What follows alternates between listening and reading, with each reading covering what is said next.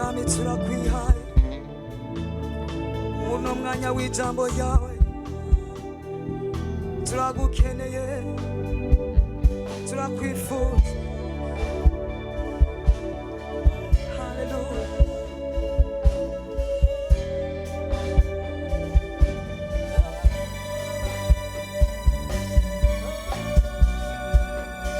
Hallelujah.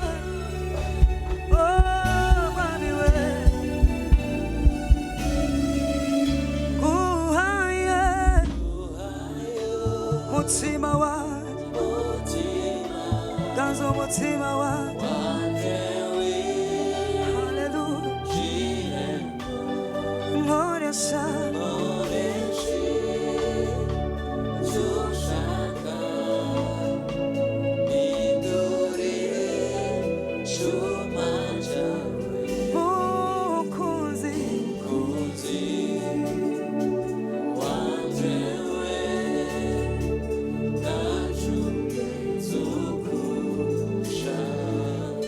mukunzi wanje nk'umuyera mwami we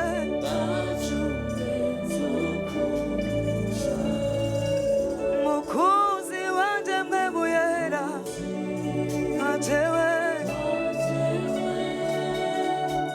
ndajunge shaka mana turakwihaye Mpwemu Yera turakwihaye turaciye bugufi munsi y'inyonga zawe ganza imitima yacu ganza impwemu zacu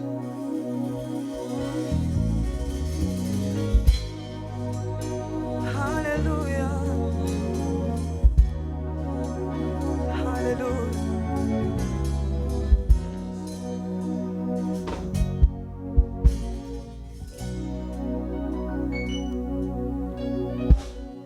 busa Yesu busa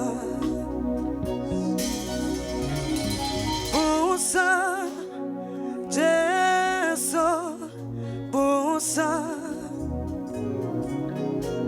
umurana wa manana kosi hadi kosi busa Yesu busa busa Yesu busa Yesu busa busa Yesu busa Yesu busa umurena wa marena kosi hadi kosi busa busa busa Yesu ganza ganza Mpwemu Yera ganza Mpwemu Yera ganza imitima yacu Mpwemu Yera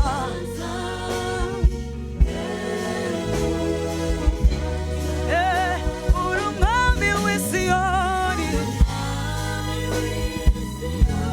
naye ganza Mpwemu Yera ganza Mpwemu Yera ganza Mpwemu Yera ganza imitima yacu ganza Mpwemu Yera ganza Mpwemu Yera uri umwami w'Isiyoni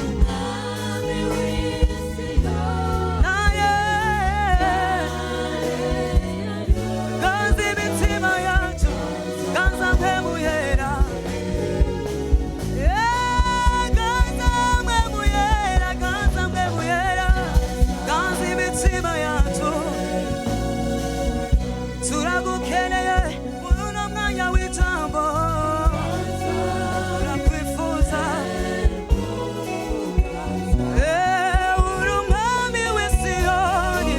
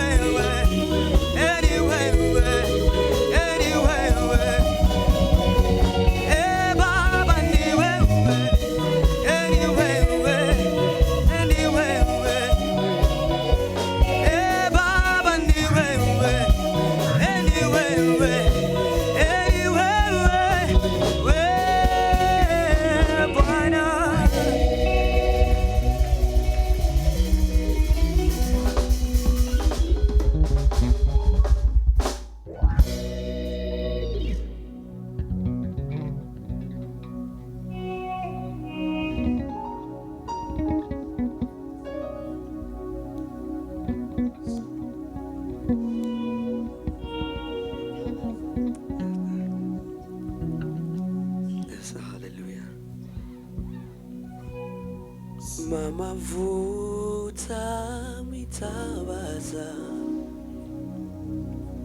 mwami wanje morenaka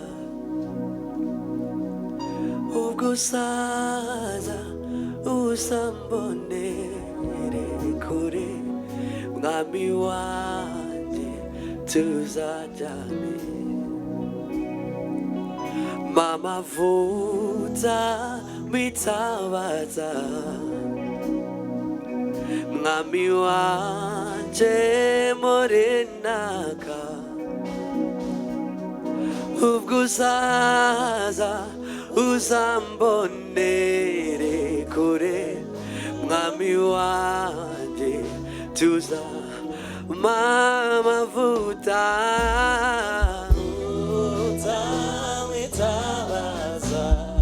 mwami wanje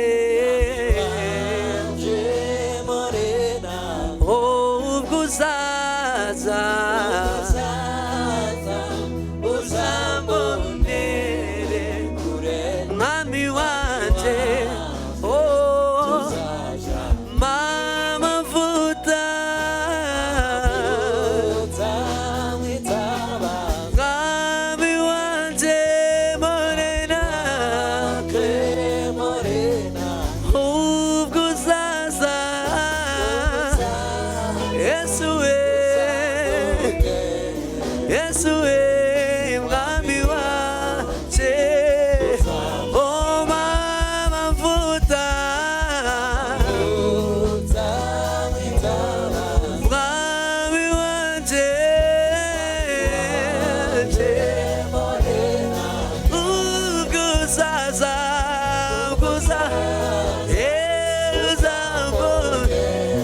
mwami wanje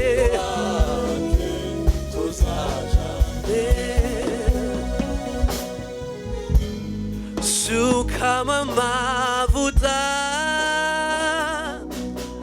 mesha temba nk'umusure morenaka kugeza igihe uzazira sukama amavuta mesha temba nk'umusure morenaka kugeza igihe uzazira sukama amavuta mesha temba nk'umusure Mpwemu Yera morenaka morena kugeza igihe sukama amavuta mesha temba nk'umusure Mpwemu Yera morenaka kugeza igihe sukama amavuta mesha temba menshi nk'umusure Mpwemu Yera morenaka kugeza igihe sukama amavuta mesha temba nk'umusure morenaka kugeza Amavuta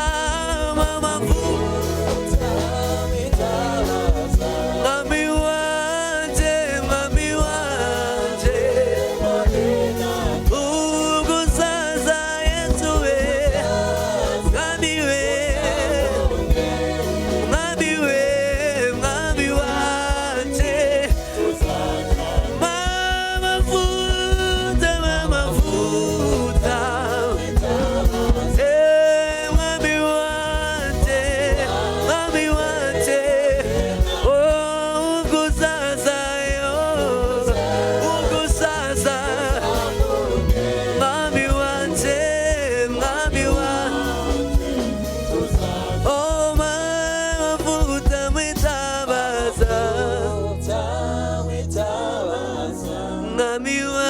morenaka uguzaza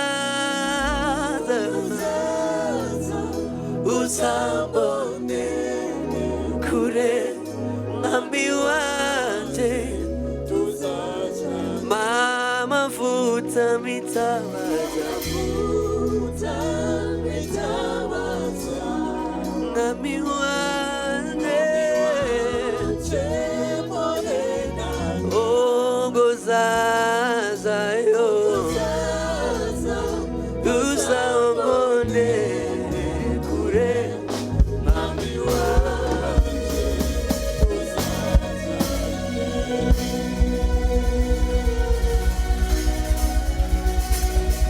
Haleluya, haleluya, haleluya. Ngo amavuta ntazime, amavuta ntakame, umuriro ntuzime. Haleluya. Ngo twame twaka gushika umwami wacu azozira. Haleluya, haleluya. Ndabaramukije mu izina rya Yesu. Igitondo ciza, igitondo utari bwaboneka tuzongera kubona ukundi. Haleluya. Ukivyaza umusaruro. Amen, amen. Muvyagire mu bwiza bw'Imana. Haleluya. Abaririmbyi Imana ibahezagire, n'abanyamuziki Imana ibagire neza, ibahivye imitima yanyu yifuza. Haleluya, haleluya. Hariho amavuta ari karaka, reka bandanye yaka natubandanye. Haleluya. Mugende muruhuka, Imana ibahezagire, iza yame yibuka umwanya mu marahano, ibabahera umugisha. Amen, amen. Haleluya. Igitondo ni igitondo kidasanzwe, turacari mu bihe bya Pentecote. Haleluya. Imana ishimwe cyane.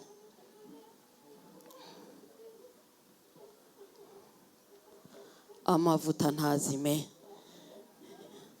kandi amavuta ntakame, umuriro ntuzime.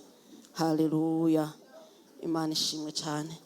Iki gitondo nkuko mwabyumvise, umuvyeyi wacu yagiye kuramukanya canke bamutumiye mu ishengero ry'abavyeyi bacu aho twahora turi muri Zion.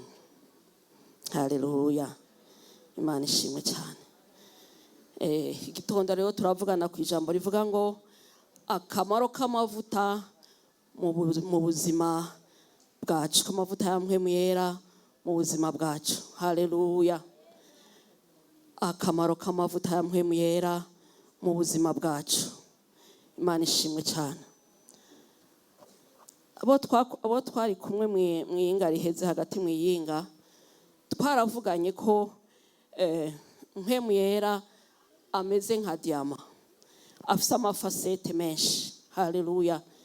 Uko umubonye uravye gutya mubonamo ikintu kimwe, waraba urundi ruhande ukabonamo ikindi, wabona uraba urundi ukabonamo ikindi. Haleluya. Vango Mpwemu Yera ni vyose muri vyose. Amen. Mpwemu Yera ari vyose muri vyose, arimwo vyose kuburyo ushobora kumuronkamwo vyose. Imana ishimwe cyane. Tuvuze ngo amavuta ya Mpwemu Yera, murazi ko amavuta ari symbole ya Saint Esprit. Haleluya. Imana ishimwe cyane. Amavuta rero umuntu iyo yamaze kwakira Yesu umwami n'umukiza w'ubugingo bwiwe, akavuka ubwa kabiri, aba afise Mpwemu Yera muri we. Haleluya. Mpwemu Yera niwe aduha kuba ivyaremwe bisha. Imana ishimwe cyane. Uwo Mpwemu Yera rero iyo ari muri wewe. Haleluya. Iyo uri caremwe gisha, Mpwemu Yera akaba ari muri wewe, ninka n'amavuta, ninka acaba nka piste d'atterrissage y'ubushobozi bwa Mpwemu Yera, bw'Imana. Hale bwa presence y'Imana. Amen. Niyo atuma presence y'Imana ishobora kuba ku buzima bwawe. Bivuga ngo utavutse ubwa kabiri ngo ube ufise Mpwemu Yera muri wewe, nta presence y'Imana mushobora kubana. Imana ishimwe cyane. Bivuga ngo tugire tuvugane n'abavutse ubwa kabiri. haleluya. Ariko n'utaravuka ubwa kabiri nawe agira ishari, uyu munsi agenda avutse ubwa kabiri. Imana ishimwe cyane, haleluya. Rero reka dusome mu cete cya mbere cya Yohana, cete cya mbere cya Yohana igice cya kabiri umurongo wa 27.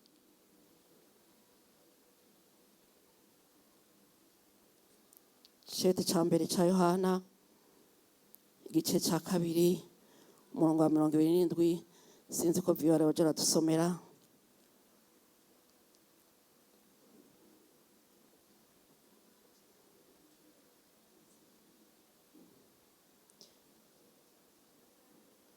Mwoshaka kumushira mikro.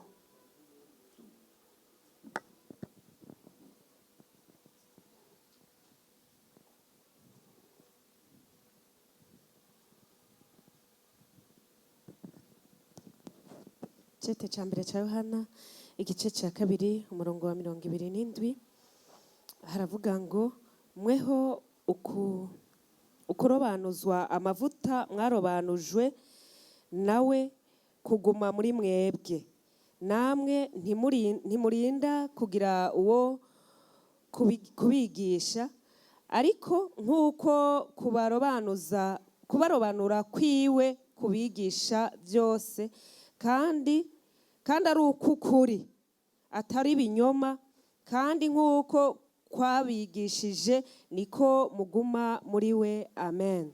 Amen. Ngo mweho ukurobanuzwa amavuta mwarobanujwe nawe kuguma muri mwebwe, haleluya. Kuguma muri mwebwe, ngo namwe ntimurinda kugira uwo kubigisha, ariko nk'uko kubarobanura kwiwe kubigisha byose, kandi ari ukukuri atari ibinyoma, kandi nk'uko kwabigishije niko muguma muri we, haleluya. Uwabarobanuye ni Saint-Esprit, haleluya. Saint-Esprit ni watwigisha byose. Uko kubigisha kubona yarabarobanuye, yakurobanuye kugira ngo mugumane, haleluya. Iyo uvutse ubwo bwa kabiri aza muri wewe akabana n'impwemu yawe, amen. Kubera rero muri wewe abana n'impwemu yawe, ni wakwigishiriza, amen. Ni wakwigishiriza. Uyu munsi ingorane dufise, abakristo benshi bafise n'abavutse ubwa kabiri, ntibibuka yuko Mpwemu Yera bari kumwe, baguma barindira amavuta ngo abaronke amavuta yandi, ariko amavuta ari muri wewe nawe aho kuyashusha, amen. Nawe aho kuyashusha, waravutse ubwa kabiri, amavuta ari muri wewe, haleluya. Reka dusome Abanyefeso 2 ku murongo w'10.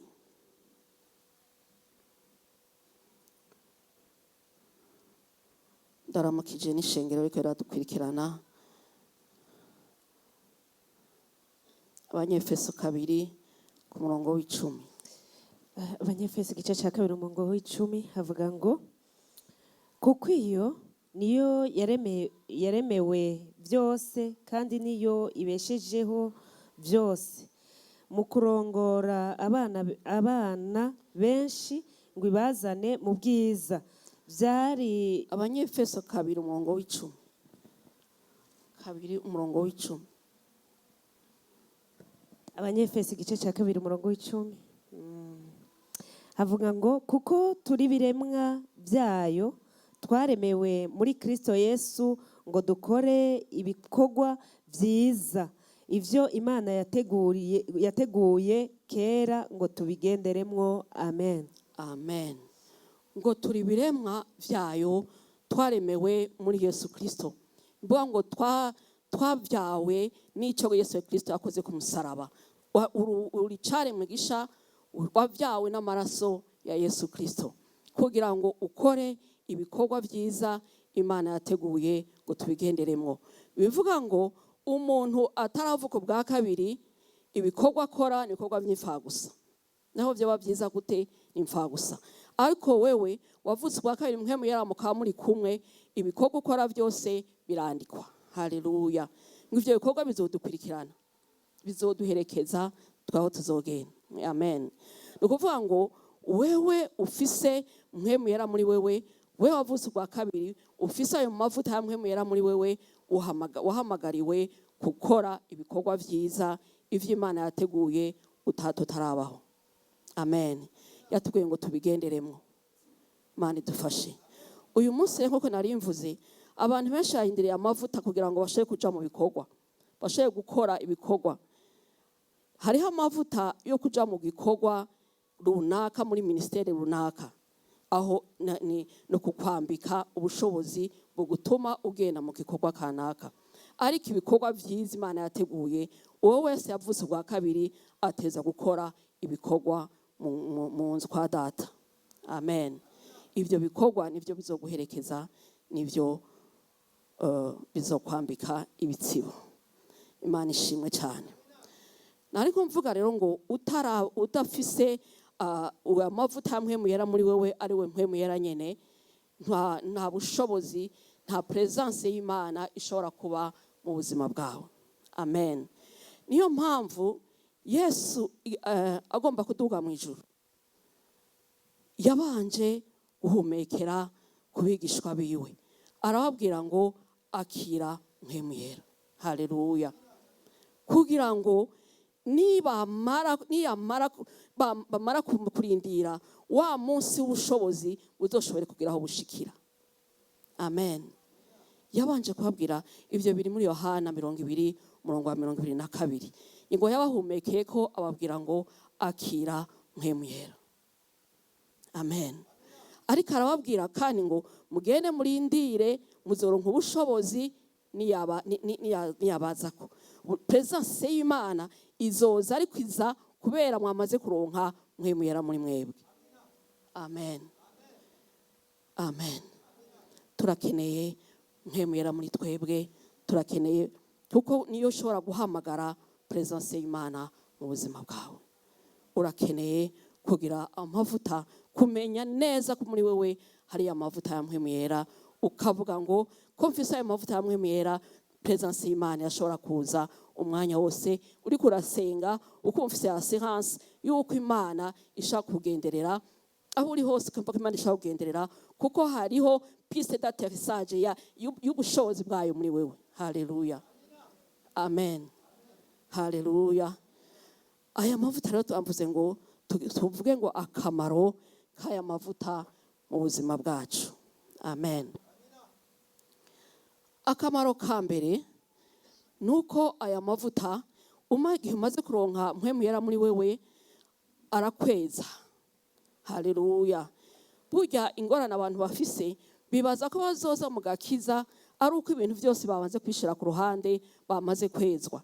Ntibishoboka, kuko inkomezi zawe ntishobora kukweza.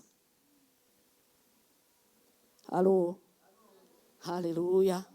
Inkomezi zawe ntishobora kukweza. Mpwemu Yera ari muri wewe niwe agenda kweza. Haleluya. Niwe agenda kweza, kuko akwereka uriwe. Haleluya. Uribona. Iyo Mpwemu Yera amaze kuba muri wewe, uribona, ukabona eta yawe, ukavuga ngo iki kiravaho, bukeye ikindi kikavaho, bukeye ikindi kikavaho, ukagenda wezwa kuzoshikaho uba ubwiza bw'Imana. Amen.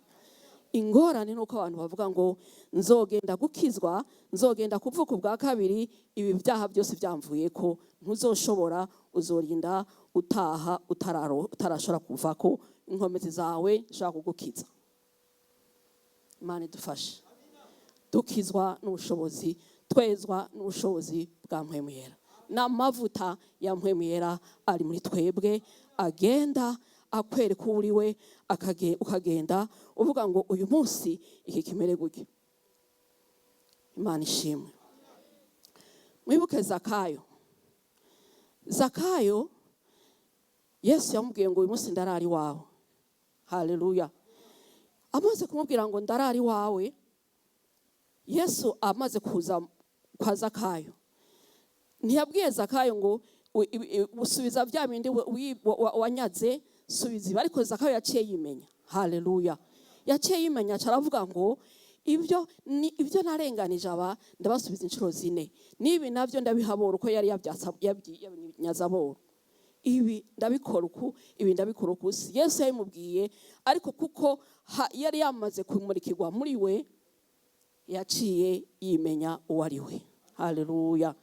Ndagomba ngo Mpwemu Yera kumurikire muri iki gitondo, wimenye uwo uri we. Haleluya, haleluya. Iyo Mpwemu Yera kumurikiye, urimenya koko, ukamenya uwo uri we. Dusome Abikorinto ba kabiri 3:18.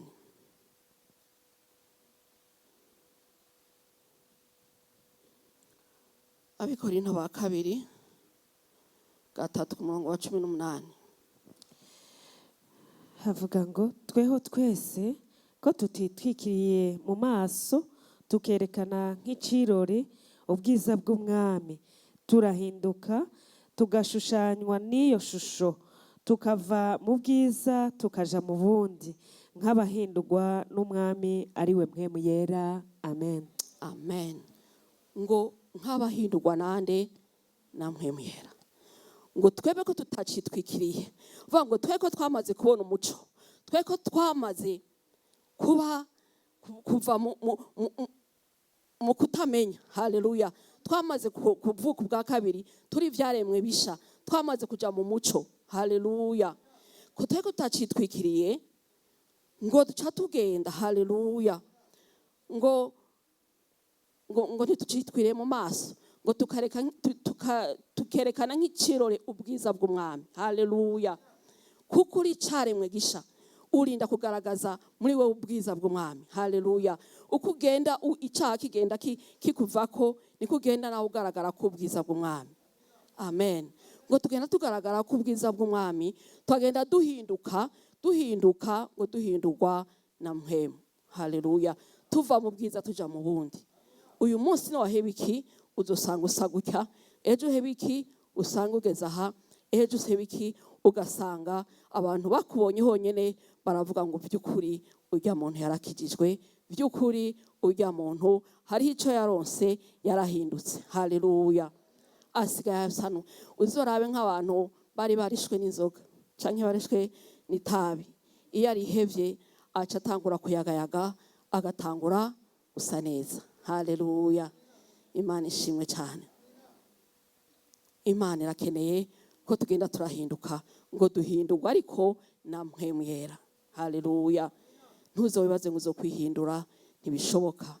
Banza umenye ko uri mu guhindura ari muri wewe, ari Mpwemu Yera, na amavuta ya Mpwemu Yera ashaka guhindura, arakweza. Haleluya. Bisugusaba ngo uremera ukavuka ubwa kabiri, hanyuma Mpwemu Yera akaza akabana n'impwemu yawe, akabona kuguhindura. Imana ishimwe cyane.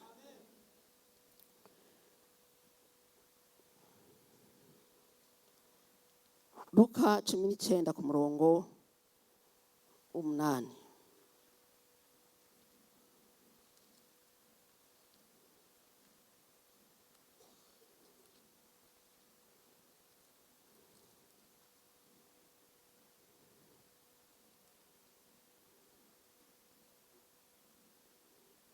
Nahavuze ni hamwe haza kayo, tubiga turasubira kuhasubiramwo.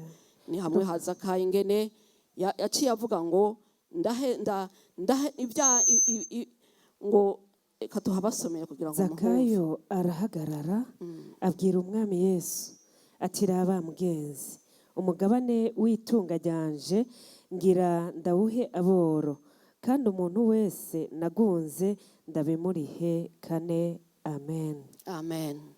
Yarimenye, aramenya ko hariho ibyo ategereza gusubiza kugira ngo ashobore kumva amahoro muri we, ashobore kwezwa. Amen. Amen. Iyo Mpwemu Yera amaze kukweza, haleluya, iyo amaze kukweza, haleluya, aca kugurura ubwenge. Amen. Akakugurura ubwenge, ugatahura ijambo ryiwe. Haleluya. Ugatahura icyo ukwiye gukora mu buzima. Haleluya. Wahora ubona ibintu utabona ibiri kuraja, noneho ugatangura kubona ibiri kuraja. Haleluya. Wahora ukora ibintu ukabona byose uriko bizungurukako, noneho ukabona aho ukwiye guca kugira ngo ibintu byawe bigende neza. Haleluya.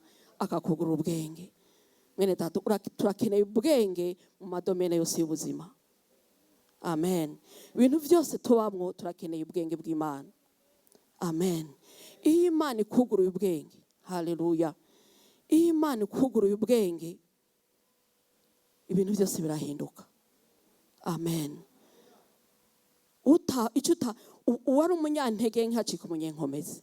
Haleluya. Kuko Imana ikuguruye ubwenge. Utabona iyo ari karaja, umwana yari umuroberi, yari umunywara umugi, atangura ko umwana ari du yizigiwe mu muryango. Haleluya. Umumama yahora asesagura, atangura ko umwizigirwa, akegeranya ibintu, kuko hari icyo yabonye kidasanzwe. Yabonye ko ibyo yarimwo bidashoboka, arahindukiye. Noneho Imana imuhaye ubwenge bwica ari bukore kugira ngo ubuzima bwe buhinduke. Iki gitondo Imana ikugura ubwenge, ubone icyo ukwiye gukora muri situation urimo. Amen. Amen. Imana irakugura ubwenge. Haleluya. Imana niyo yuguruye ubwenge Daniyeli. Haleluya. Daniyeli yari nyagano i Babuloni, ariko kubera yari azi yuko ari umwana w'Imana. Haleluya. Yari azi ko Imana biri kumwe, aranka kwiyanduza. Haleluya. Amaze kwanka kwiyanduza, Imana imugurura ubwenge, imuha kuba ngo gasobanuze ikibisobanye. Haleluya. Imuha ubwenge butuma aho yari ari nk'inyagano aja hejuru y'abandi. Amen. Imana izo gukura aho wari uri munsi igushire hejuru. Amen. Ubwenge bw'Imana buragukura mu bidashitse gushira mu bishitse. Ubwenge bw'Imana buraguhindurira ubuzima. Haleluya. Ukahasanga ibintu byose biratonze bitahora bitonze. Amen. Imana itwugurura ubwenge muri iki gitondo. Haleluya. Abanyefeso 4:23.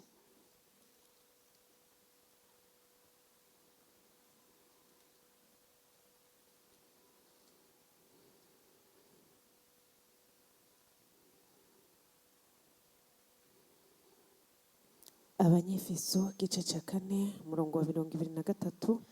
Reka duhere kuri 20. Ku murongo wa 20 haravuga ngo Imana ariko mweho kane. Abanyefeso 4:23 hera ku 20. Kuri 20 havuga ngo ariko mweho ntimwize Kristo mutyo, namba mwaramwumvise mukigishirizwa muri we, nk'uko ukuri ko muri Yesu kuri, kubabwira ku by'ingeso zanyu za kera, ngo mwiyambure wa muntu wa kera abozwa n'ukwifuza k'uruhendo, mugahinduka basha mu mpwemu y'ubwenge bwanyu. Nashaka umurongo wa 23 ngo muhinduka basha mu mpwemu y'ubwenge bwanyu. Haleluya. Mpwemu ni waduhindura, agahindura ubwenge bugahinduka none ubwenge busha, ukabona ibyo utahora ubona. Projet yari yaranse ukabona ingene ukwiye kuyikora, business utabona ukwiye guca, ikakwereka icyo ukwiye gukora kugira ngo biduge. Umwana atabona mu ishuri ingene yiga, ikamurika ingene yiga kugira ngo amanota aduge. Imana ikaguha ubwenge bwo guhindura situation wari urimo. Amen. Amen. Haleluya. Imana yarahinduye ubwenge bwa Daniyeli. Haleluya. Daniyeli 5:12. Daniyeli 5:12.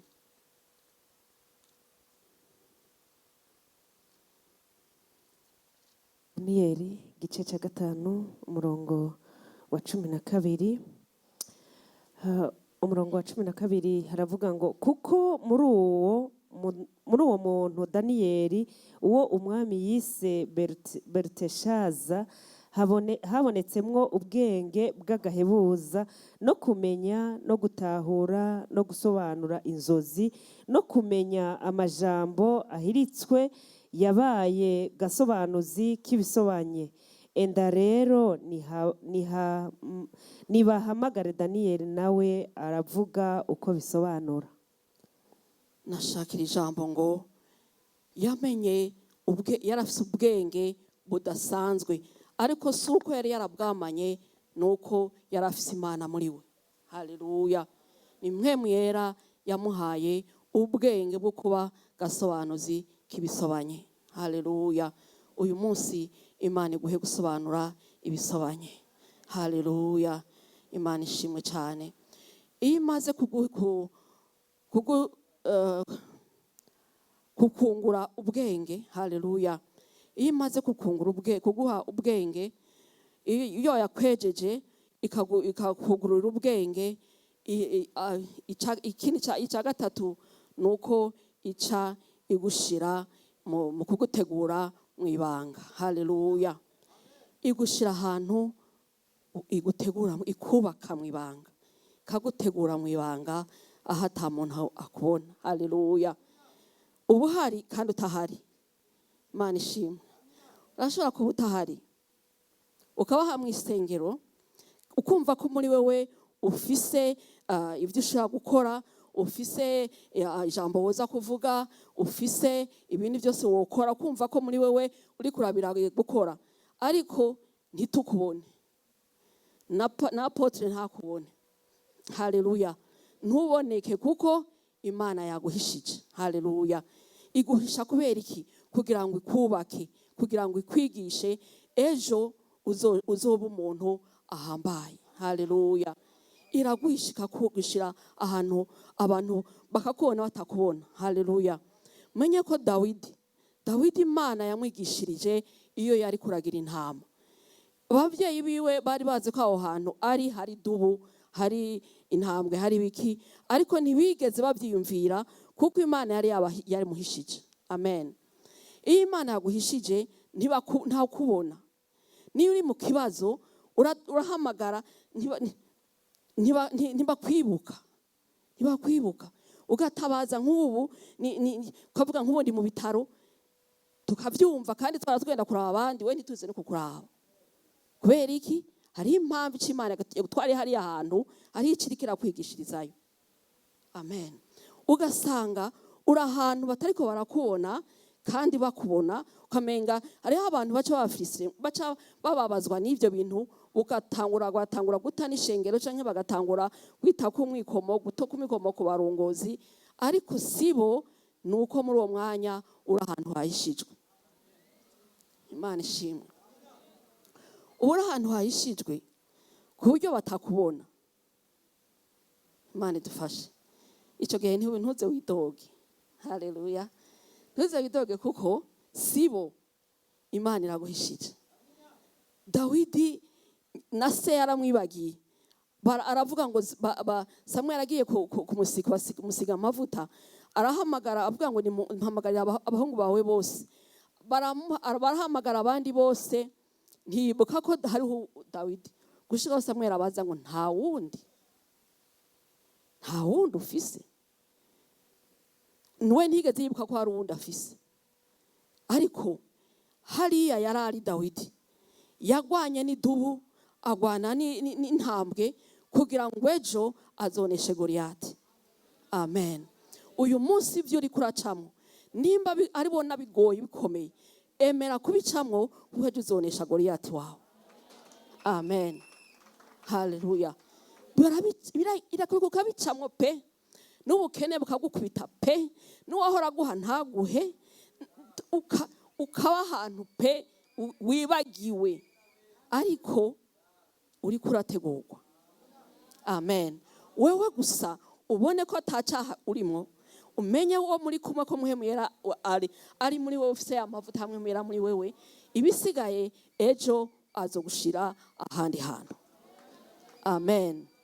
Ubu uri kurategurwa, igihe cyo gutegurwa nticoroshe bene data. Haleluya. amen, agutegura mu ibanga. Haleluya.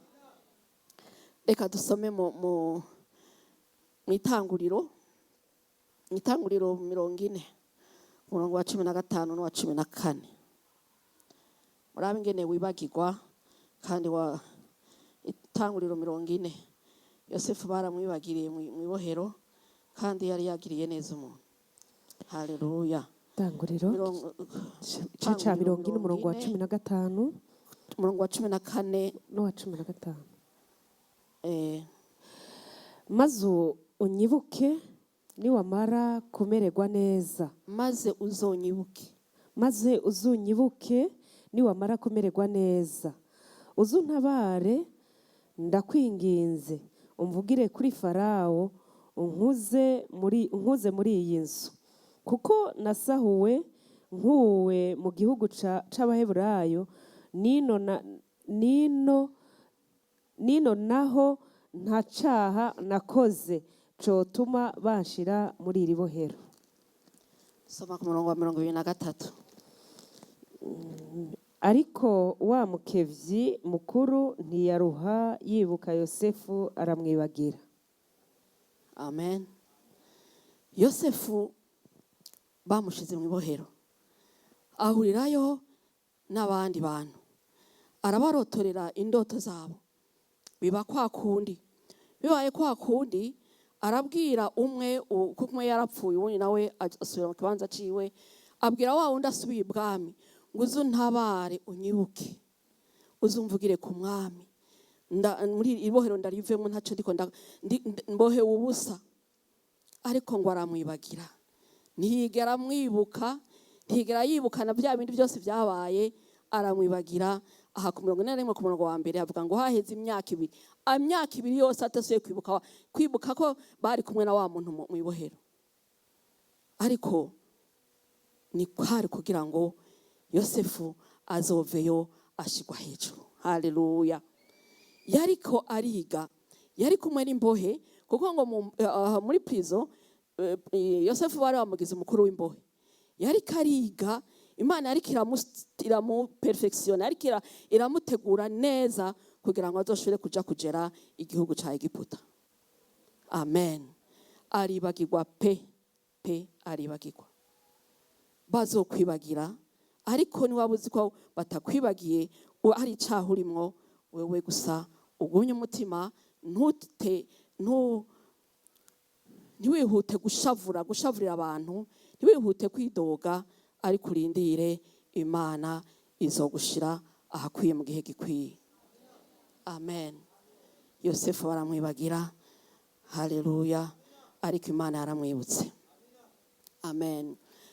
Iyo Imana imaze kugutegura, haleluya, imaze kukubakira, kugutegurira aho hantu hatabona, ahantu batakubona, ahantu bakubona batakubona, uhari ibibazo nta wundi, ariko ivyo bibazo niwe uriko urabicamo wenyene, ntawe mu bisangiye. Iyo ibyo bintu maze kubicamo, haleluya, Imana ica iguha, ikuremesha mu mutima. Haleluya. Iguha umutima uremye. Amen. Irakuremesha mu mutima, ukarema, ukumva ko uko bimeze kose hariho inkomezi. Haleluya. Hariho inkomezi kuko uwo muri kumwe, haleluya, uwo muri kumwe, Mpwemu Yera muri kumwe, arakuremesha akagukomeza. Amen. Haleluya. Reka dusome Abanyefeso 3:14-16.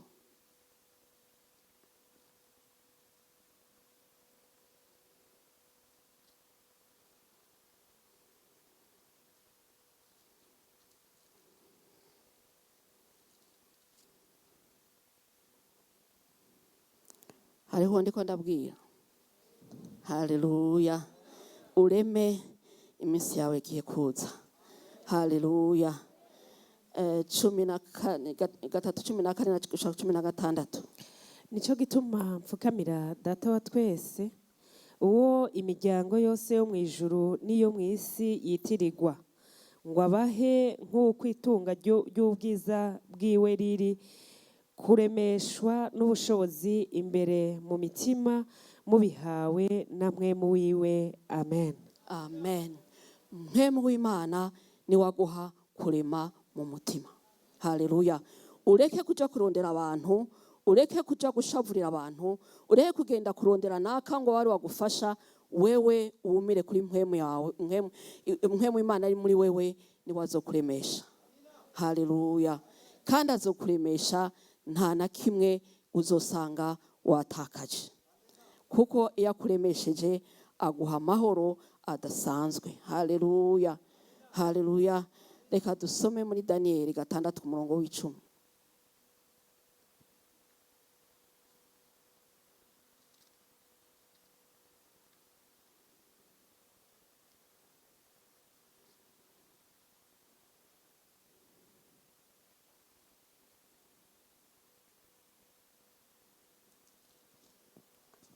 Daniyeli 6:10 haravuga ngo maze Daniyeli amenya ko ico candiko casinyweko ajiwe, kandi amadirisha y'inzu yiwe yerekeye i Yerusalemu yama yuguruye. Akomeza gufukama gatatu ku munsi, asenga Imana yiwe ayikengurukira nk'uko yari asanzwe abigenza. Amen. Amen. Aha Daniyeli usomye haruguru bari bamugiriye inama yuko bari babuze ahandi bamufatira atari mu gusenga kwiwe. Baje inama yuko bavuga ngo iminsi 30 ntagire umuntu azosenga iyindi Imana adasenze igishushanyo cy'umwami. Haleluya. Daniyeli amaze kuvyumva, haleluya, amaze kuvyumva arema mu mutima wiwe, kuko yarazi uwo bari kumwe. Abandanya ayigira muhiriwe, abandanya gusenga kwa kundi yahora, ntigera hinduka, ntigera agira ubwoba bwo ko ashobora kumugirira nabi, kuko yari yizeye Imana bari kumwe. Ni wizera Imana muri kumwe ntacyo bizoba. Ntutakaze ukwizigira ngo nuko hari ibintu biko birakugwanya. Ivyo bikugwanya ukugwanira afise inkomezi zibiruta. Amen. Ukugwanira arashoboye. Amen. Wizere gusa uriko arakugwanira. Haleluya. Imana ishimwe cyane. Iyo amaze rero kuguha inkomezi mu mutima, haleluya, umutima ukome, umutima ushikamye, haleluya, umutima ushize ubwoba, umutima ushikamye, haleluya, aca akumenyekanisha. Haleluya. Aca atangura kukumenyekanisha hahandi waruri hatabona, noneho akagukuraho akagushira habona. Amen. Abantu bagatangura kukumenya, abantu bagatangura kukubona. Haleluya. Imana ishimwe cyane. Abantu bagatangura kukubona, bagatangura kukumenya. Haleluya. Gitanguriro 49, gitanguriro 41 ku murongo w'9 gushika 14. Yosefu noneho bahavuye amumenya. Amen. Bari bamwibagiriye muri prison, ayigihe ciwe kigeze yaramenyekanye. Haleluya. 41 umurongo w'9 gushika 14.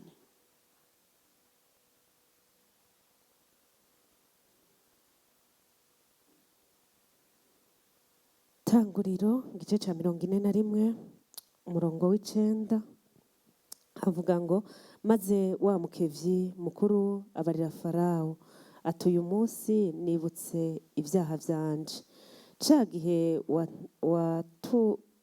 waturakira twebwe abasavyi bawe, ganya guhora ku ngoma, ukanshirisha mw'ibohero ryo mu rugo rw'uganza abashibamyi, twe n'umusuku mukuru. Nuko twaroteye ijoro rimwe twempi, turota inzozi zisobanurwa kubiri.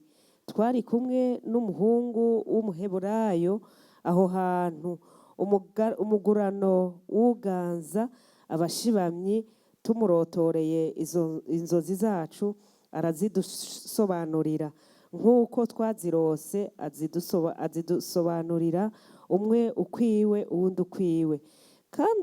Kandi uko yazidusobanuriye niko vyashitse. Jewe nashubijwe kw'ibango ryanje, uwundi nawe aramanikwa. Maze Farawo atuma guhamagaza Yosefu, bamuturumbura mw'ibohero n'ingoga, arimosha, yambara izindi mpuzu, arenguka kwa Farawo. Farawo abarira Yosefu ati narose inzozi, none nta ushobora kuzinsobanurira.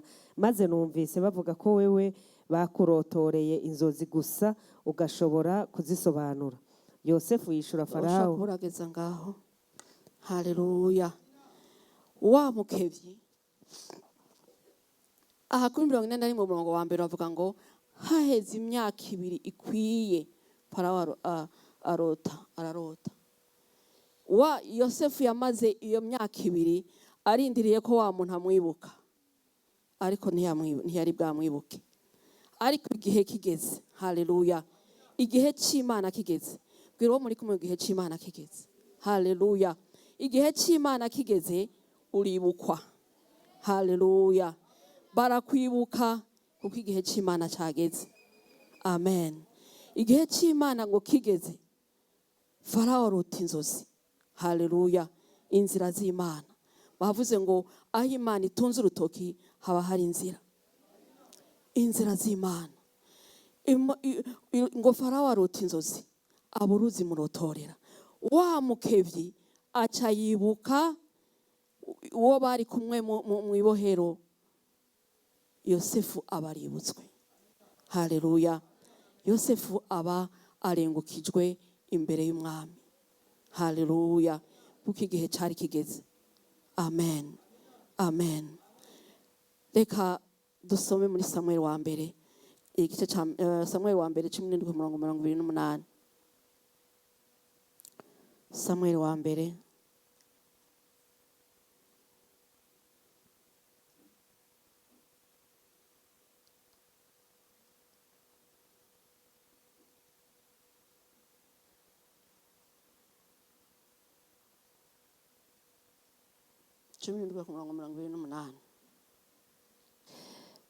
Maze Eliyabu mukuru we, imfura ya se, yumvise Dawidi avugana n'abo bantu, uburake bwiwe buraziriringa, aramubaza ati wazanywe n'iki?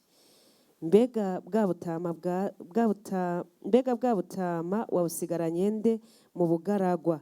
Ndazi amanyama yawe n'ubugaba bwo mu mutima wawe. Erega icakuzanye nukugira ngo urabe intambara. Dawidi aramwishura ati none nkoze iki? Ntikwari kubaza gusa. Arahindukira araba uwundi nawe amubaza nk'ivyo, abantu basubira kumwishura nk'ivya mbere. Dusoma ku 18 ku murongo w'indwi gushika ku 9. Muri uko kuvyina abagore bagenda baritabiriza bati Sawuli yishe ibihumbi, Dawidi we yica ibihumbi ndiri. Sawuli aca arashangashigwa, iryo jambo riramubabaza. Aravuga ati Dawidi bamuharuriye kw'ibihumbi indiri, nanje jeho bamparuye ko uduhumbi gusa. None hari kindi agishigaje atari ingoma? Kuva uyu munsi Sawuli yama araba Dawidi ijisho ribi. Amen. Navuze ngo igihe kigeze uraja habona. Haleluya. Ariko ugiye habona ubugiye mu ntambara. Haleluya. Iyo ugiye habona harabishari. Haleluya. Haba abashaka kugomba gusubiza inyuma. Ubugiye mu ntambara. Kandi si intambara y'abantu gusa, ariko ni intambara ya Satani. Kuko uba uri kuratera imbere, Satani ntawe akeneye gutera imbere. Imana idufashe. Aha Dawidi yagiye kumenyekana ari uko agiye kurwana na Goliyati. Kandi Sawuli ntiyibaza ko Dawidi aja kunesha Goliyati. ariko amaze kumunesha abantu bakaririmba bavuga Dawidi akamenyekana mu gisagara, abagore bagasigara kuvuga Dawidi yaciye amugira ishari kandi yaramukuye ko umwansi. Umwanya wo kumunezererwa amugirira ishari. Imana idufashe. Amugirira ishari, ntiyanezerwa nuko Dawidi abantu bariko baravuga ngo yishindire. Igihe Imana igushize ahabona harabamwe intambara, ariko muri izo ntambara Imana irazi kurwanira. Haleluya. Intambara ntizibura, ariko muri izo ntambara wewe kuko umutima wawe uremye, mumenye ko agushira habona yamaze kuremesha umutima wawe uremye ku buryo izo ntambara ataco zikugira. Amen. Intambara ukazicamwo uraramye wirabira. Uyu mukuru wa Dawidi, wabonye Dawidi yaciye amutangura kumutuka ngo wewe ngo bwa butama busigaranye nde, bwa butama bwaso busigaranye nde kuje ngaha ngo kandi ndazi ko ubwibone bw'umutima wawe ndeje ntibabana we yibera ari umwungere n'undi rero yari ku rugamba, ariko atangura kumutuka kuko yari azi neza wewe ko Dawidi yamaze gusigwa amavuta ariko ubushobozi. Haleluya. Ntiyashaka ko Dawidi aza aho bari. Imana idufashe. Hari abazo kugwanya, ariko muri ako kugwanya igihuzi wo muri kumwe, igihuzi icuri kurakora, wewe ureme gusa Imana izo kugwanirira. Amen. Amen. Haleluya. Imana ishimwe cyane. Iyo amaze kugushira habona, haleluya, aca akupozisiona akagushira hakwiriye. Amen. Aragupozisiona akagushira ahakwiriye. Amen. Amen. Imana yacipozisiona Dawidi mupozisiona kwa Sawuli ntiyarazi yuko Dawidi yamaze gusigwa amavuta. Sawuli ntiyarazi ko Dawidi ari wazomusubirira, ariko Imana yazanye Dawidi kwa Sawuli kugira ngo yige ivy'ubwami, ejo azoba umwami yaramaze kubona ingene bakora ubwami. Haleluya. Hari ahantu Imana igushira kugira ngo kuko iba yaramaze kugura ubwenge. Igihe ahantu hose uri, menya ko hari icyo Imana ikeneye kuhigira. Amen. Ntukagenda ahantu ngo ugende gutyo gusa, ariko ahantu hose Imana igucishije mbondera kumenya igituma hagucishije, kuko yaraguhaye ubwenge bwawe, urondere icyo ushobora kuhakura, urondere icyo ushobora kwigira aho hantu, kuko icyo kintu kizogufasha ejo. Amen. Haleluya. Dawidi, reka dusome muri Samuel wa mbere 16 guhera kuri 19 gushika 22.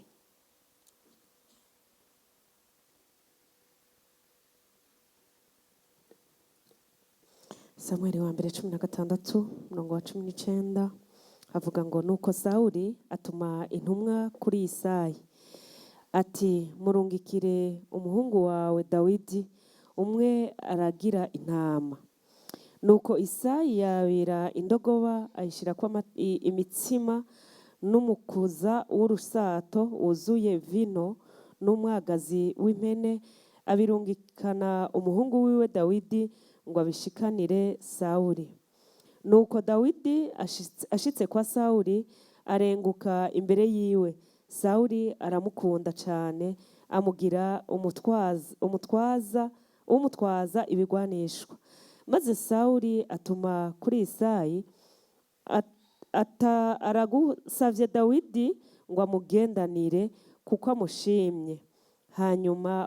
Hanyuma uko ya mpwemu mbi yarungitswe n'Imana yafata Sawuli, Dawidi yahitana inanga agacuraranga, maze Sawuli akoroherwa agakira, iyo mpwemu mbi ikamuvako. Haleluya. Sawuli niwe yatumye ko yatumye kwa se wa Dawidi gusaba ngo Dawidi aze iwe. Haleluya. Ariko ni Imana ari mu position, ni Imana ari ushize ahakwiriye. Haleluya.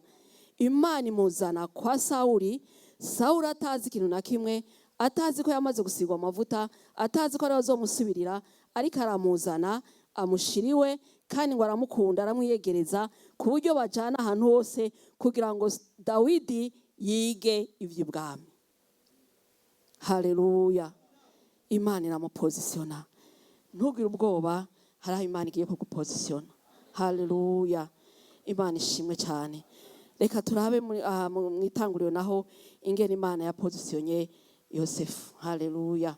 Mu itanguriro 40 na rimwe, duhere ku murongo wa 40 shamana na gatatu.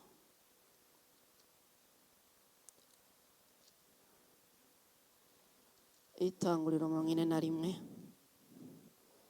ku murongo wa 40 havuga ngo nguhaye kugaba urugo rwanje, kandi abantu banje bose baze bumvire ico uzovuga. Ku ngoma yanje yonyene niho nzogusumba. Kandi Farawo yungamwo abarira Yosefu ati raba nguhaye kugaba igihugu cose ca Egiputa.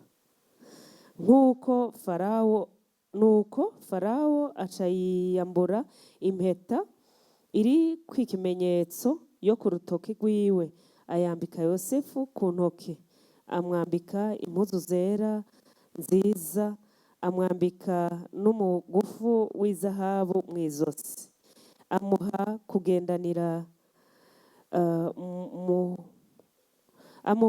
kugendagendera mu mukogote wa kabiri kuwiwe.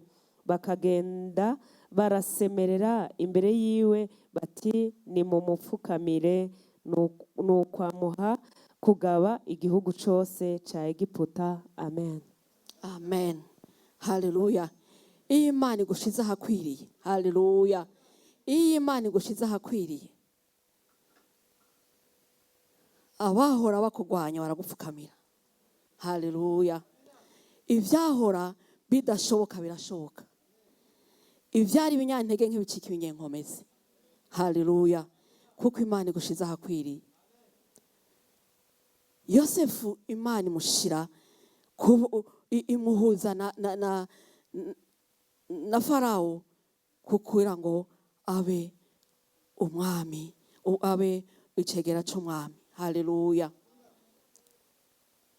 Yosefu iyo yabanje guca hehe? Haleluya.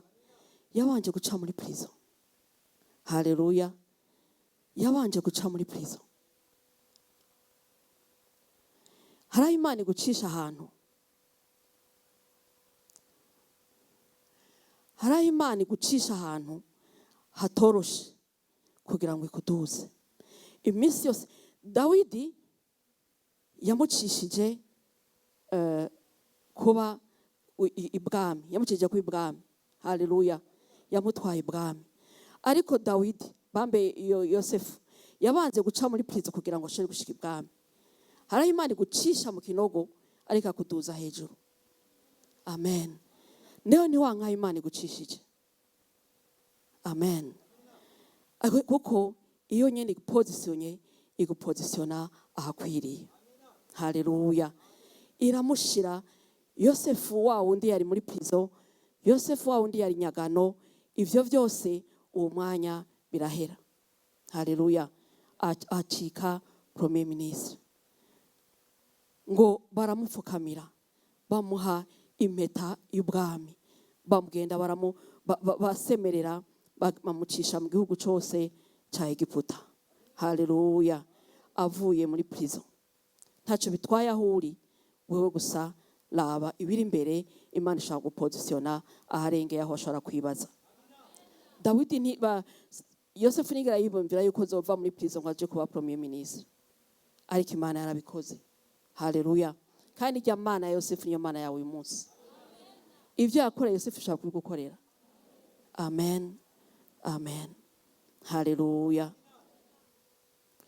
Iyo igushize ahakwiriye, haleluya, ica iguha ububasha. Haleluya. Ikiguha ububasha, guha autorite. Haleluya. Ugasigara utegeka, ugasigara uvuga ijambo rimwe rikumvigwa, waho utahora wemegwa ukemegwa. Haleluya. Abatahora bakwizera bakakwizera. Haleluya. Aho bahora uvuga ukamenya ntibakumva bakakumva, kuko Imana yo yaguhaye ububasha. Amen. Imana iraguha autorite. Imana ishimwe cyane. Ikaguha autorite kuko niyo ishobora gutanga ububasha. Haleluya. Ukemegwa. Aha nyene twariko turasoma 44 ku murongo wa 44 haravuga ngo Farawo abarira Yosefu ati jewe Farawo ndabivuze, nta muntu n'umwe azogira ico akora canke agire ahaja mu gihugu ca Egiputa utavyemeye. Haleluya. Umuntu avuye muri prison, umuntu w'inyagano, ariko ubu bavuze bati wewe utavyemeye nta muntu n'umwe azova mu gihugu. Muri ubwo bubasha, haleluya, aronka autorite kuko Imana ari kumwe nawe. Haleluya. Daniel 6 ku murongo wa 3.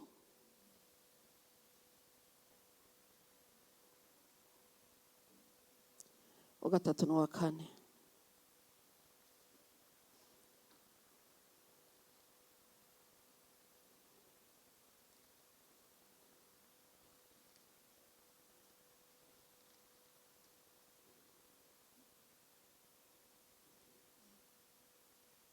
Daniyeli igice cya 6 umurongo wa 3 havuga ngo maze Daniyeli Wa 3 no wa 4. maze Daniyeli aba agakomeye kuruta abandi bakuru n'abaganwa, kuko yari ubwenge bw'agahebuza. Mbere umwami yiyumvira kumwegurira kuganza igihugu cyose.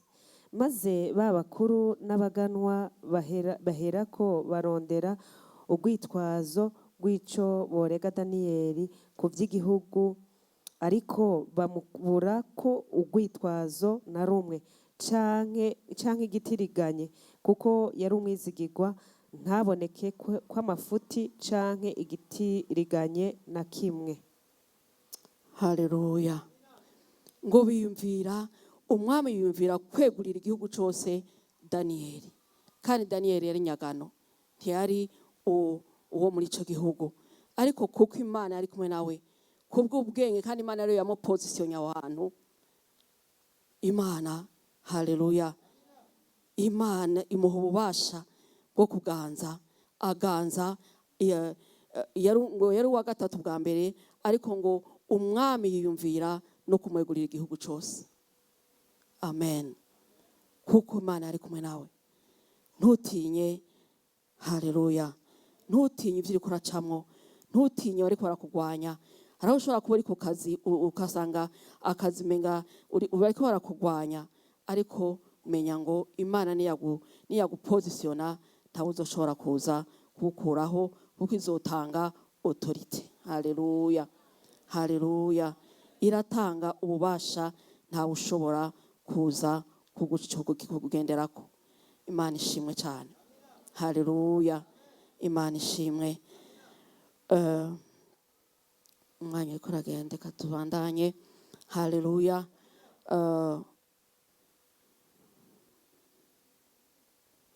Iyo imaze kuguha ububasha, haleluya,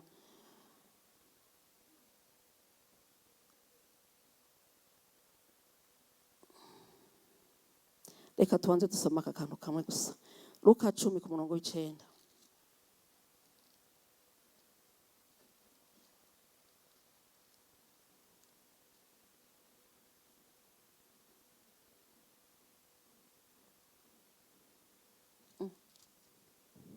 Luka igice cy'icumi. reka tuhareke tubandanye. Haleluya. Iyo Imana imaze kuguha ububasha, haleluya, ica ikuzitirira. Haleluya. Ica ikuzitirira ikagusekiriza. Haleluya. Ikuzitirira ikakurinda kugira ngo ubwo bubasha bwawe ntihagire abaza kubuhungabanya. Haleluya. Imana ishimwe cyane. Daniyeli 6:22. Abagiye kurega Daniyeli nibo bapfuye, nawe ariraramira. Haleluya. Daniyeli 6:22. Imana yanje yarungitse umumarayika wayo azibira iminwa y'intambwe, ntaco zankozeko, kuko nabonetse imbere yayo ntagira igicumuro, kandi nawe mugenzi nta kibi nakugiriye. Amen. Amen. Imana irinda Daniyeli bamaze kumuta mu rwobo rw'intama. Haleluya. Ariko Imana iramurinda, kuko iyo Mana yamurinda yari amavuta ya Mpwemu Yera bari kumwe. Haleluya. Atuma presence y'Imana ikiba kuri we. Presence y'Imana iba muri ico kinogo bamushizemwo intambwe byashoboye kumugira. Amen. Haleluya. Yuriko amavuta y'Imana, we utekane gusa. Haleluya. Samuel wa mbere 18 umurongo wa 12 gushika 15. Samuel wa mbere.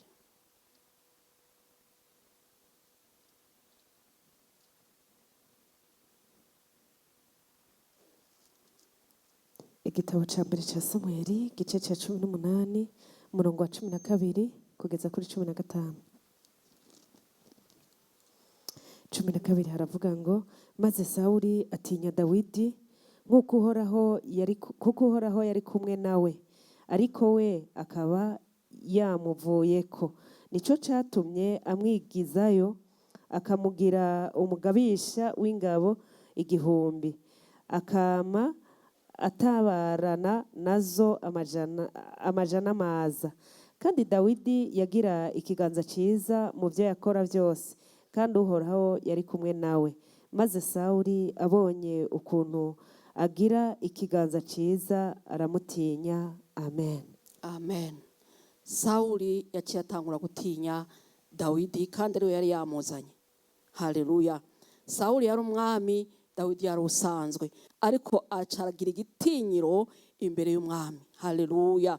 Agira igitinyiro kubwo bari kumwe, kuko ngo ikiganza c'Imana cagendana nawe, caraboneka mu vyakora. Haleluya. Caraboneka, bituma umwami amutinya. Uyu munsi ikiganza c'Imana kigendane nawe. Haleluya. Umwansa gutinya. Amen. Ibikugwanya bigutinye, ko ikiganza c'Imana kiri kumwe nawe.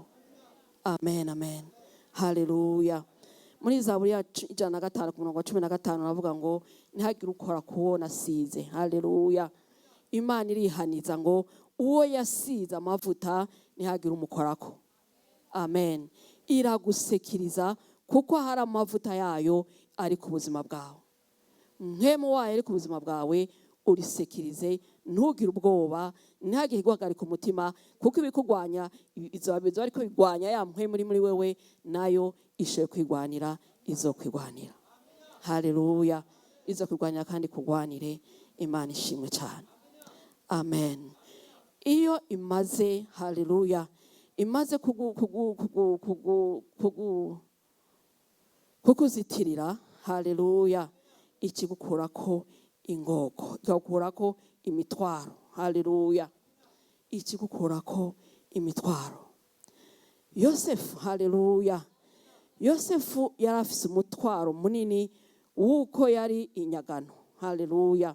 Yari inyagano, bamugira uko bashaka, baramugurisha, bakagomba bakamukoresha ibyo bashaka, bakamushira muri prison. Yariko umutwaro munini w'uko ari inyagano, agatako akaba imbohe.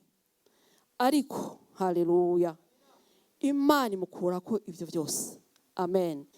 Ivyo biribagirwa aho Farawo yamuhamagara akamuha kwambara za nyambara abami akamushira kugendesha kuri ya ndogoba. Ivyuko yari inyagano, ivyuko yaravuye muri prison byari byamaze kwibagirwa. Haleluya. Imana igushiza ahantu, Imana haleluya iyo imaze kukuzitirira, iyo waciye muri ya etape twavuze ikakuzitirira, igukurako ivyo vyose byari umutwaro kuri wewe. Haleluya. Ivyo vyose byariko birakuruhisha, ibishira hasi. Yosefu ntiyasubiye kwibuka ko yari inyagano, kuko yaciye aba premier ministre w'igihugu ca Egiputa. Nta munyegiputa cyo kuvuga ngo yanyagano, kandi no muri prison ntawasubiye kuza kuvuga ngo yebega iwundi yava muri prison yagiye hehe. Ntawasubiye kuvuga ivyo ivyari muremereye byose vyasigaye inyuma, nawe arabandanya aba icagera c'umwami. Amen. Ni waguma unzi neza uwo muri kumwe, Mpwemu Imana muri kumwe, aya mavuta ya Mpwemu yawe muri kumwe, azana presence y'Imana ku buzima bwawe, azokugwanira, agukure kw'imitwaro yose, agukure kw'ingogo yose, ivyakuruhisha, ivyari bikunanije. Haleluya, izobishyira hasi. Amen. Amen. Kuva kw'ingogo no kuvuga iki? Imana ikura kw'ingogo gusa ngo kurekere ngaho. Ikuye kw'ingogo, haleluya, no kuvuga ngo ikuzanira mu migisha. Amen. Igukura mu byari bikunanija ikakwinjiza mu mugisha. Amen. Uwari umukene ejo ugasangana umutunzi. Amen. Uwari afise, uwatacu yarashoboye ejo ugasanga ashoboye ibirengeye. Amen. Nta warashobora kwibaza ingene iyo nyagano itigeze igenda mu ishuri, ivuye muri prison iza gutwara abanyegiputa. Kandi Egiputa hari puissance ikomeye, bari abantu bayize cyane, hari abantu banyabwenge benshi, ariko ubwenge bwa Yosefu nibwo bwagiye imbere y'ubwenge bw'abanyegiputa, kuko ibyo yari yamwambuye. Haleluya. Imana yari yamwambuye ya mpuzu y'inyagano, imwambura ya mpuzu y'umuprisonnier, imwambika inyambara abami. Haleluya. Imana izokwambura ivyo vyose mwasi yakwambitse, ikwambike ivyayo biguhesha icubahiro. Amen. Irakwambura neza. Hari ibyo ugenda mutabizi umwasi agenda kwambika, ariko iyo hageze icyo gihe Imana irakwambura, ikakwambika icubahiro, ikakwambika gutoneshwa, ikakwambika kuba umuntu agaragara, abantu babona bakifuza, abantu babona bakanezerwa, kuko uruwundi muntu Imana yahaye icubahiro. Haleluya. Imana ishimwe cyane. Imana ni nziza. Haleluya. Imana igira neza cyane. Haleluya. Iyi Imana igukuye ko agasuzuguro. Haleluya. Iragukura ko agasuzuguro pe. Abakora bagusuzugura bagupfukamira. Haleluya. Abahora basuzugura Yosefu baramupfukamiye, kuko Imana amukuye ko agasuzuguro. Imana iragukura muri situation yo gushira mu yindi, aho abantu batibaza atamwana w'umuntu ushaka kuhagushira. Nta mwana w'umuntu yari gushobora gushiraho Yosefu, ariko Imana byari kumwe yaramushizeyo. Ntugire ikibazo cyo kwiyumvira ngo nzoshika ahantu gute. Wewe guma ku Mana yawe gusa, aho izoca ubwire ngo ushikane ntizohamenya, kandi izogucishamwo wemere ubicemo gusa, wemere kugumana nayo, izoca inzira ahatari inzira. Amen. Amen.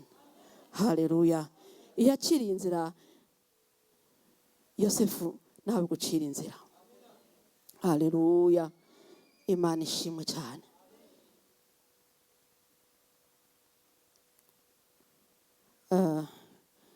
Icyanyuma nuko imaze gukura kwa agasuzuguro, kakwambika icubahiro cyayo, kakwambika ubwiza bwayo, ikagutonesha.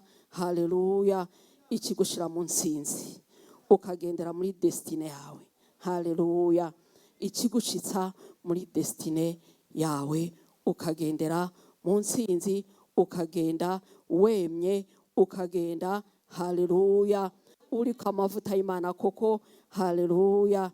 Ivyari intege nke bigacika inkomezi, ivyari ingumba bagacika ifekondi tirengeye, haleluya. Ibitakora bigakora, ibyari byarapfuye bikazuka, haleluya, haleluya. Ahari amagara make hakaba inkomezi, ahari esheke hakaba victoire, haleluya. Ahari defete hakaba réussite, haleluya, kuko Imana iri kumwe nawe, haleluya. Imana ishimwe cyane. Urakeneye amavuta y'Imana ku buzima bwawe. Ivyo byose kuri ayo mavuta y'Imana ari ku buzima bw'umuntu, ahamagara presence yayo nayo ikagenda iguhindurira ibintu uko bukeye, uko bwije, uko ugenda, haleluya.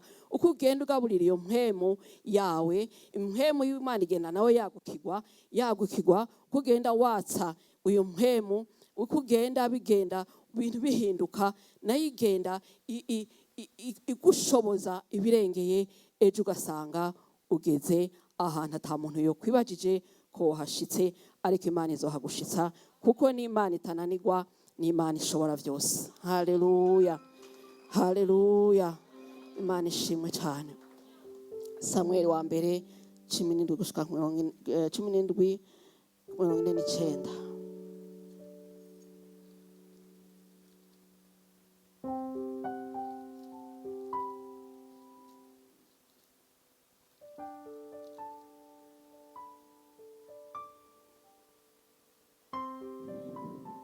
Samuel wa mbere igice cya 17 umurongo wa 29. Dawidi aramwishura ati none nkoze iki? Ntikwari ukubaza gusa. 49. Maze Dawidi atuma ukuboko mu isaho yiwe, akura yibuye, ariteresha wa mugozi, arinega uwo Mufilisitiya mu ruhanga, rimwiteramwo, aca yikubita hasi yubamye. Haleluya. Dawidi anesha Umufilisitiya, haleluya, anesha Goliyati wiwe. Goliyati, haleluya. Dawidi nta karite y'umugwanye yari afise ico gihe, kuko yaravuye inyuma y'intama, haleluya. Ntiyari umusoda, ntiyari mu gisoda c'Abisirayeli, ntiyarimwo, nta kigwanishwa kindi yari afise, ariko yarazi uwo bari kumwe, haleluya. Aho uwo Mufilisitiya Goliyati avuze Abisirayeli bose baja mu kinogo bakinyegeza, ariko avuze Dawidi atera intambwe ajiyari, haleluya. Kuko Dawidi yarari siyo yuko hariho amavuta ari ku buzima bwiwe, ntakwiye gutinya umwasi. Amamenase uyu Mufilisitiya, amajambo Mufilisitiya yabwira Abanyisirayeli bakinyegeza, niyo yavuze, ariko Goliyati atera amwegera gushikaho afata yantuze yabuye yiwe arimutera, agwa hasi, umwasi abavuye ku Bisirayeli ku bwa Dawidi. Kandi bwa mbere wamenga arakengeretse, ariko niwe Imana yazanishije intsinzi, haleluya. Ntaco bitwaye ku bantu baba bakubona, wewe uri kumwe n'Imana yawe, intsinzi izoboneka, haleluya.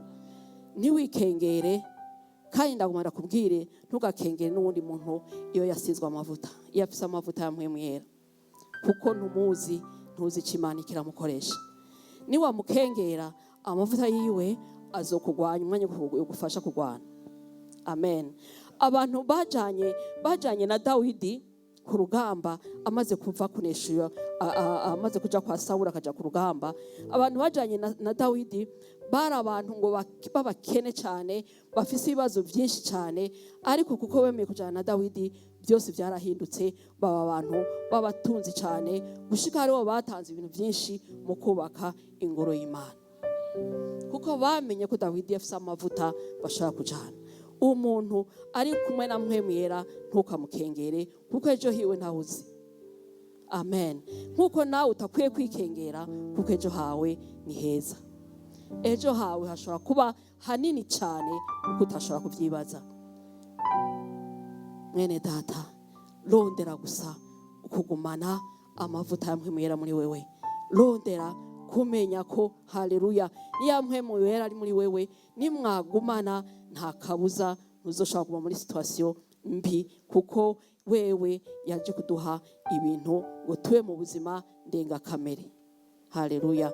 Uyu munsi Imana iguhindurira ibihe, igushitse mujo wifuza gushikamwo, ikwambike icubahiro, ikwambike igikundiro kuko Mpwemu Imana muri kumwe arashoboye kuguhindurira situation yose. Imana ibahezagire. Haleluya. Imana ibagire neza. Haleluya. Imana ibashoboze kuduza ayo mavuta yayo kugira ngo dushobore kugendera dushike muri destine Imana yaduteguriye kuko destine Imana yaduteguriye ni nziza cyane. Haleluya. Imana ishimwe cyane. Reka muhaguruke dusenge.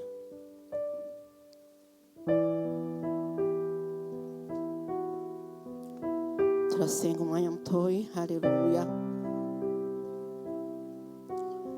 Ariko imbere yuko dusenga, haleluya, ibi byose twavuze, ubuzima twavuze n'ubuzima bw'abantu bamaze kwakira Yesu umwami n'umukiza w'ubugingo bwabo.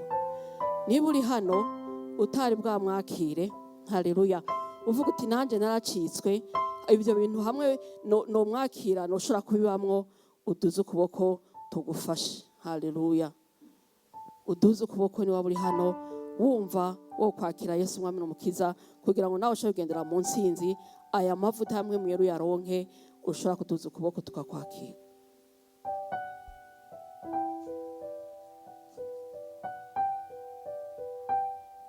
Imana ishimwe ngira mwese mwararonse mwaravutse ubwa kabiri. Reka rero dusenge. Haleluya. Tugomba dutuye isengesho rya mbere dusabe ngo Imana itwugurure ubwenge. Haleluya. Imana itwugurure ubwenge tubone igikwiye muri situation. Umwe wese afise situation arimo. Haleluya. Umwe wese afise mu vyarimwo kandi arafise aho Imana ikeneye kumugurura ubwenge kugira ngo amene igikwiye akwiye gukora kugira ngo ivyarimwo bivemo. Haleluya. Reka wisengere usenge usaba Imana ngo Mana ugurura ubwenge bwanje unyereke icyo nkwiye gukora kugira ngo ibintu bihinduke. Amen. Usenge lebo takala wa yabo shanta yabo lenda konde ya bobo santara lende kende ya bobo santara botekea lende kende ya bobo shantara boteke lebo santa ya bobo lebo de kende le bobo shantara bo. Mana yacu Mana ugira neza. Oh haleluya. Twaje imbere yawe mwami, turagusavye ngo Mana ugira neza, utwugurura ubwenge mwami, ugurura impwemu y'ubwenge. Oh haleluya. Paulo yarasavye abanyefeso ngo haye impwemu y'ubwenge no guhishurirwa ngo kugira ngo arusheho kukumenya. Turakeneye impwemu y'ubwenge no guhishurirwa kugira ngo duhishurirwe kukumenya, duhishurirwe icyo dukwiye gukora, duhishurirwe mwami wanje. Lebo santa ya bobo lebo da konde ya bobo serebo lebo takola wa ya bobo shantarabo leda konde ya bobo lebo santarabo yepo takola wa ya bo lebo da konde ya bobo santarabo yepo takola wa ya bo lende kende ya bobo santarabo te yepo takola wa ya bo lenda konde ya bobo santarabo te esete kere bobo she lebo santa ya bobo lebo da konde ya bobo santarabo. Duhishurire mwami, dugurura ubwenge. Haleluya. Hari situation zitandukanye mwami, bugurura ubwenge kugira ngo bazivemo. Lebo shantaraboye lebo santarabo takola wayabo lebo santa ya bobo tekere bote lebo takola wayabo landa konde ya bobo se etekere bobo shantaraboye bo lenda konde ya bo apotakola wala bose dekere bobo shende ya bo lebo da konde ya bobo tekere bo lebo tako santa ya bo bende kendere bobo santarabote ese tekere bobo shantaraboye lebo takola wayabo. Haleluya. Mu izina rya Yesu Kristo tubisavye. Amen. Haleluya. Haleluya. isengesho rya kabiri usenga ubwira Imana ngo Mana shira hakwiriye. Haleluya. Mana ushira hakwiriye. Haleluya. Imana igushira hakwiriye kuko niyagushira hakwiriye ibintu birahinduka. Haleluya. Niyagushira hakwiriye, oh haleluya, irakugururira imyango yugaye. Haleluya.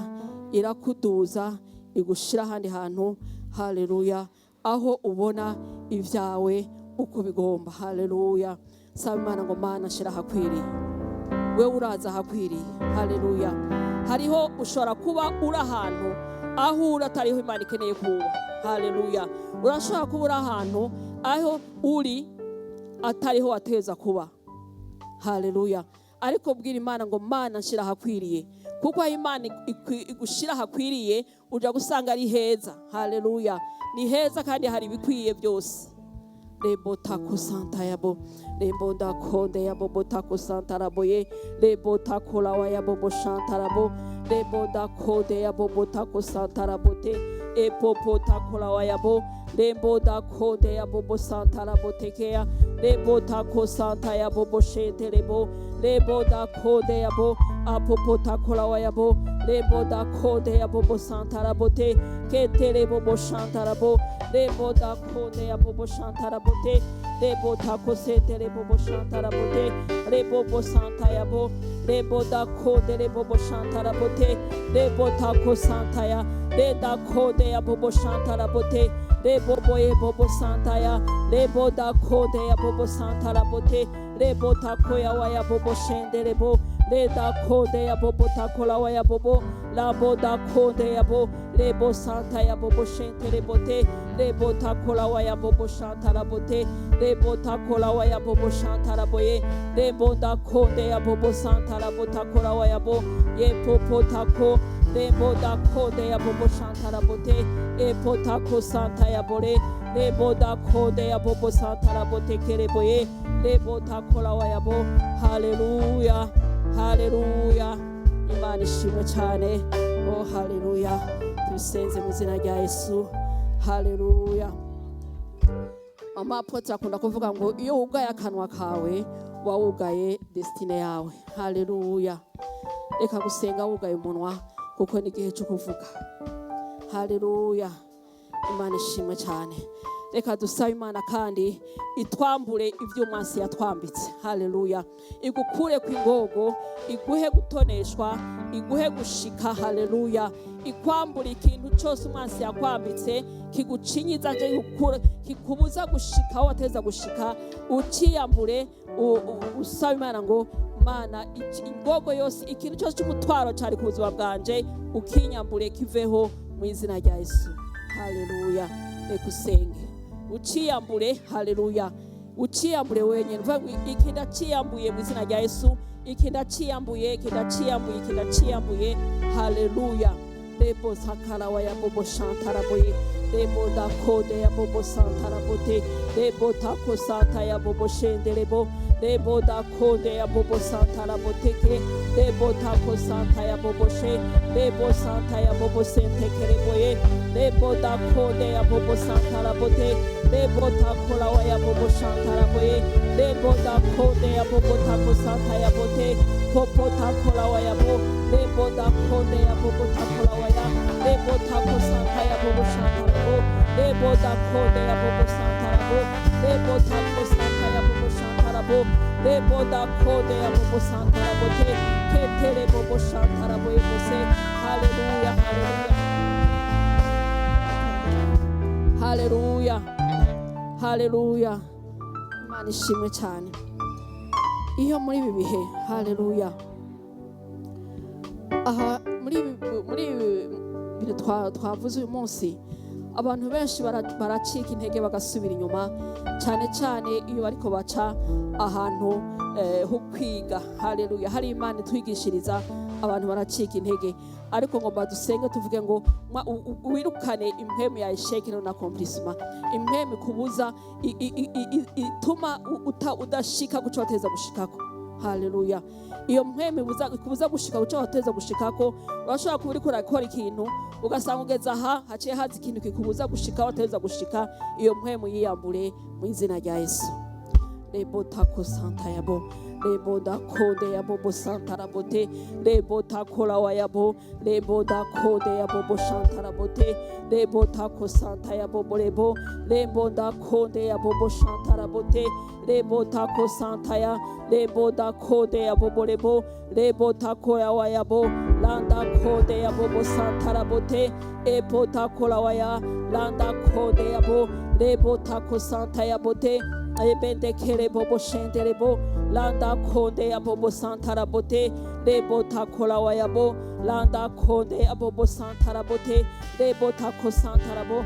Impwemu ya ishekera na konfisima turayirukanye mu izina rya Yesu. Impwemu y'urupfu mu byacu turayirukanye mu izina rya Yesu Kristo. Turayifashe mpiri turananije mu izina rya Yesu Kristo. Turanetariza impwemu zose mbi zitubuza gushika muri destine yacu, zitubuza gushika mu byacu, turazinetariza mu izina rya Yesu Kristo. Lebo tako santa yabo, lebo da konde yabo. Mpwemu ya ishekero na kompisima turakunaniza mu izina rya Yesu Kristo. Umwuka w'ubusuma bwo mu mwuka, impwemu y'ubusuma bwo mu mwuka turayinaniza mu izina rya Yesu Kristo. Itunyaga ibyacu, ikatunyaga amafinanse yacu, ikatunyaga gushika muri destine yacu, turayinaniza mu izina rya Yesu Kristo. Lebo tako santa yabo, lebo da konde yabo bose lebo. Haleluya. Duseze mu izina rya Yesu. Amen. Imana ibagire neza. Imana ibatwikiriza amaraso yayo aho mugenda hose, mwakirwe nk'abami n'abaherezi. Haleluya. Mushike muri destine yanyu, mugendere mu nsinzi kuko mufise Mpwemu Yera muri kumwe. Amahoro, ubuntu bw'Imana, igikundiro cyayo no gutoneshwa nayo bibane namwe aho mugenda hose mu izina rya Yesu. Amen. Haleluya. Mugire umunsi mwiza kandi mubandanye kugendera mu nsinzi. Imana ibahezagire. Turarangije. Haleluya.